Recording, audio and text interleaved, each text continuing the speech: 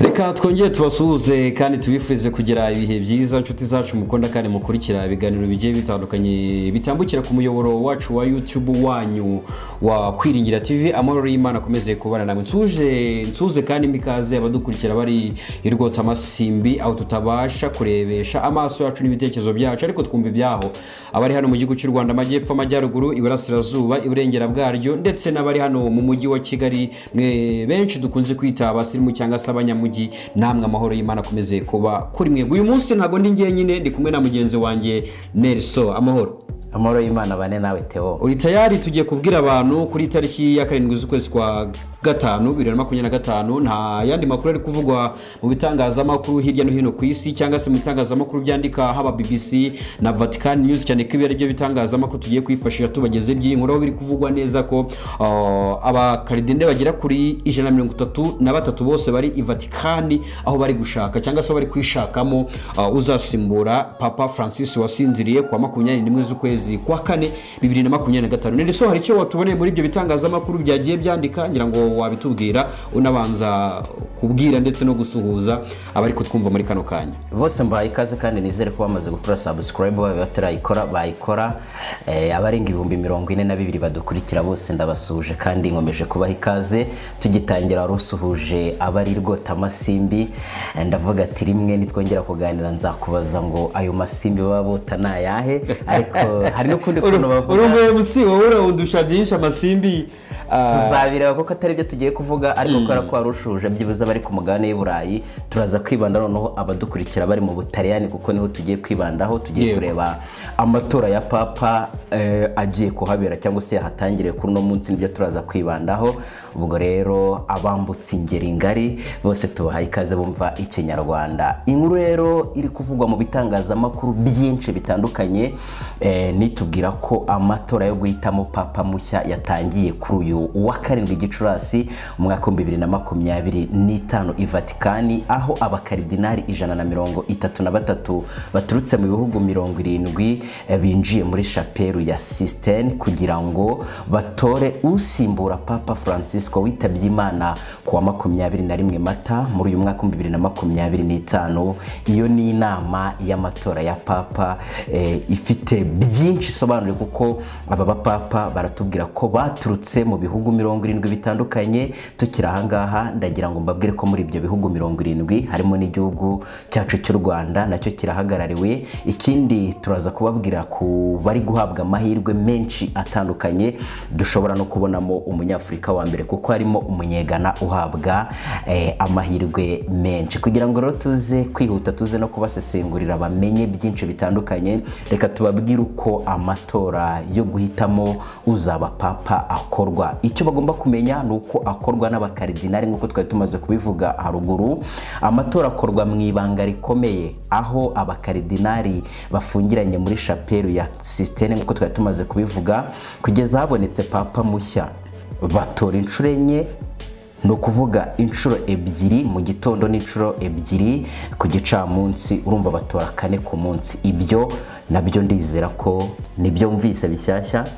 Nibyo nubwo mbyumvise bishyashya, kandi hari ndashaka kubwira n'abadukurikiye ko rimwe na rimwe hari imvugo tuba tugomba gukosora, nkuko mugenzi wanjye yarakomeje kugenda bigaragara ko rimwe na rimwe kuvuga ngo umuntu yitabye Imana, sinzi hari ko umuntu yitabye Imana ari yapfuye, ahubwo umuntu yitabye Imana ari muzima. Niso abakristo benshi twemera tuvuga ngo yapfuye, ngo yitabye Imana, ariko ni imvugo ikunze gukoreshwa n'abantu benshi, ariko burya tugomba gukosora. Ni imvugo tugomba gukosora. Mu kinyarwanda cyiza ntabwo umuntu yitaba Imana ari uko atagihumeka umwuka bazima, ahubwo nk'abakristo twemera ko iyo iwacu yapfuye cyangwa se atakiri mu mwuka bazima aba yasinziriye, niko tubyumva cyangwa se tubyemera nk'abakristo. Sinzi niba ari nako n'abakristo ba Kiliziya Katolike babyumva cyangwa babyemera, nuko nk'abakristo muri rusange cyangwa se mu kinyarwanda cyiza undi twakavuye ngo umuntu yitaba undi ari uko yumva cyangwa se ari uko ahumeka.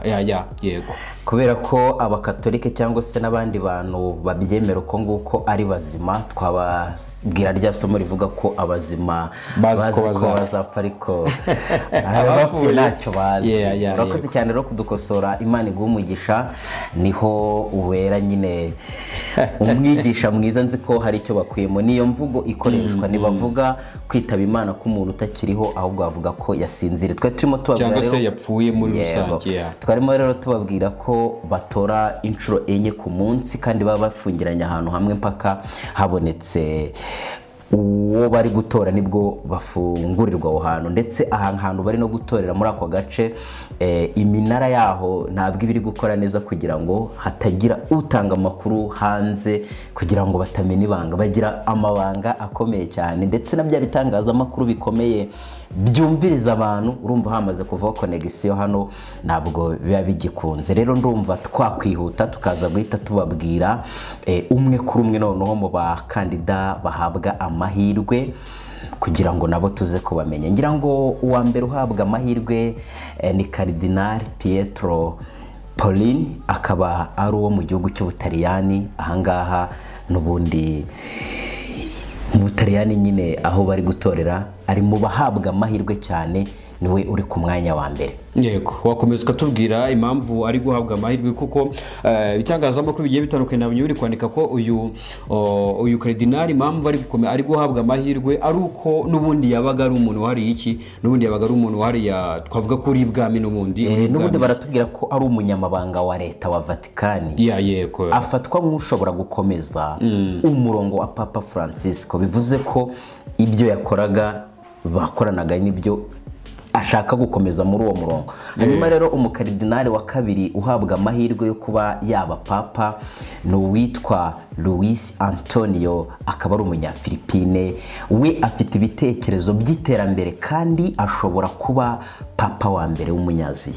Ibyo nabyo rero reka tubireke, reka tubitega amaso turebe ngo niki kizava i Roma cyangwa se niki kizava hariya i Vatikani. Tubihanga amaso nk'abakristo muri rusange basoma cyangwa se bemera Bibiliya, batangira gutekereza byinshi, bati yarara kuko urabyibuka ubwo Perezida Donald Trump yageze ko yari akimara gufata ubutegetsi, hari byinshi byagiye bihinduka muri ibyo ngibyo, kandi harimo nuko abakristo bamwe na bamwe bavugaga ko hari ugusoza ku isi cyangwa se ari ukurangira ku isi. Ni nako kandi byagendaga kuri Biden ubwo yajyaga ku butegetsi, aravuga ati ibi bigiye guhinduka.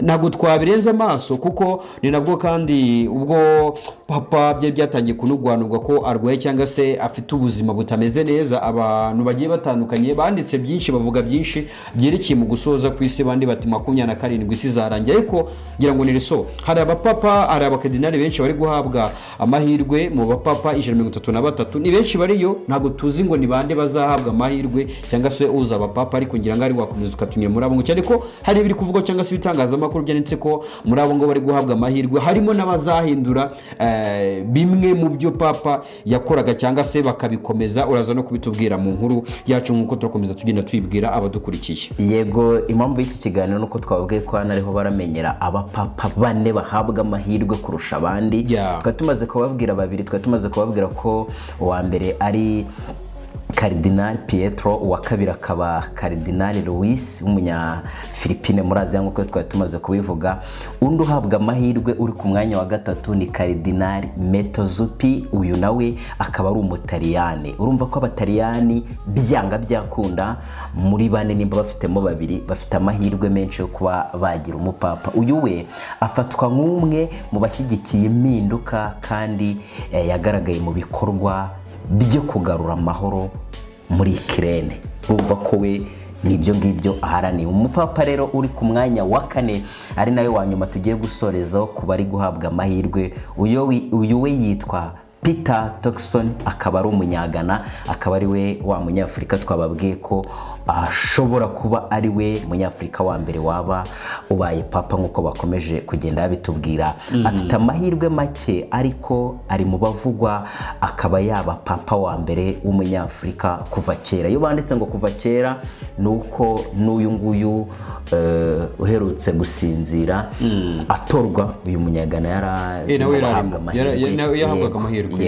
Icyo ngicyo rero abo ngabo twakubwira bari guhabwa amahirwe. Rero hari byitezwe ibyitezwe rero, hari ibyitezwe ko mu mpinduka cyangwa se mu byakomezwa harimo nk'umushinga wo gukomeza kureba cyane kuba muzi neza ko cyangwa se abantu benshi bazi neza ko ubwo Papa Francis yari akiriho yagiye atavuga rumwe cyane gushyigikira ubutinganyi cyangwa se guha kuba habaho abapadiri n'abakiba abagore, sinzi ukuntu twabita ariko menya bitwa abamansera kuba bahabwa umwanya ukomeye muri hariya muri Kiliziya Gatolika cyangwa se hano i Roma gahabwa inshingano hejuru cyane. Ni byinshi byagiye bivugwa, nirisongera ngo watunyura muri ibyo ngibyo bimwe na bimwe mu mpinduka z'aba papa, icyo yahindura cyangwa se icyo yakomeza mu nyigo zigiye zitandukanye ibitangazamakuru nka BBC by'umwihariko dukesha inkuru ndetse na Vatican News byagiye bigarukaho mu buryo bugiye butandukanye. Ngaha kuri BBC News tubwiye tugenekereje mu kinyarwanda banditse inkuru mu cyongereza kuko badakora mu kinyarwanda bagerageje kuyidushyira mu kinyarwanda. Hano bavuze ngo ibyitezwe kuri papa mushya n'ubundi ntibiri kure y'ibyo ngibyo rumaze kutubwira, ariko bavuze bati papa mushya azahabwa gukemura ibibazo bitandukanye birimo gukomeza cyangwa gusubiza inyuma impinduka zatangajwe na Papa Francisco, uruhare rw'abagore muri Kiliziya, uburenganzira bw'abaryamana bahuje igitsina, urumva nibyo ngibyo nyine, kurwanya ihohoterwa rishingiye ku gitsina n'imicungire y'umutungo wa Vatican. Akaba ari inkuru dukesha The Guardian. Ni inkuru rero yanditse, ni The Guardian niyo yanditse iki gitabo, niyo yanditse iyi nkuru. Nibivugwa ni byinshi. Neso reka hari dusa n'abasore zangaha ahubwo abantu tubahereze iminsi cyangwa se ibintu tubihereza iminsi, bayavuga ngo icyo udashoboye ugihereza igihe cyangwa se ugihereza umwanya uhagije kugira ngo cy'ubwacyo kizabashe kwisobanura. Bityo ibyo abantu bumva mu bitangazamakuru bigiye bitandukanye, gusa bibutse neza ko iyo dusomye biri ijambo ry'Imana tubwira ko mateka y'isi uko iminsi cyangwa se hari umuririmbyi wavuze ngo ngira ngo hari wowe uzi ibintu bya kinyarwanda cyane ngo siko mbona bucya bukira amaherezo azaba yahe. Rero ntabwo tuzi ngo amaherezo y'isi azaba yahe, ariko twe nk'abakristo twizera ko vuba bidatinze Yesu umwami wacu Yesu agiye kugaruka kandi bidatinze, sibyo Nelson? Ngira ngo ni kubyumva nawe ni kubyemera. Urakoze no kuturirimbira, ariko kandi bavuga ko bucya bucyana yandi. Ntabwo umuntu abazi ibyo hazaza, ariko abagomba gukora ibyiza kugira ngo ejo hazabe heza. Rero icyo nabwira abari badukurikiye ni ukomeza kubashimira, mbashishikariza gukora subscribe kugira ngo muri aba bane tubabwiye uhabwa amahirwe nazanamenyekana tuzamubabwire mu bambere. Reka tubashimire mwe mwari mukurikiye ikiganiro kuri Kwiringira TV. Ndi kumwe na mugenzi wanjye Tuyisabe Nelson. Uyu kuba tamuzi cyangwa se kuba mwumva mu buryo bugiye butandukanye, uyu ni MC ko afite ibirori n'ibindi bigiye bitandukanye ngo hari mwatwandikira bityo akabafasha cyangwa se n'ubundi buryo bugiye butandukanye mu kwemusinga ibirori n'ibitaramo byanyu mu buryo bugiye butandukanye. Nitwa mugenzi wanyu cyangwa se mwene so byukusenge Theophile. Nelson wakoze cyane. Abashaka ko tubatambukiriza ama live streaming bajye batwandikira, byose turabikora, byose birashoboka. Amahoro y'Imana akomeze kuba kuri mwe mwese. Bye bye. Kwiringira TV, ubutumwa bwiza kuri benshi, gukizwa kwa benshi. Matayo 24 umurongo wa 14.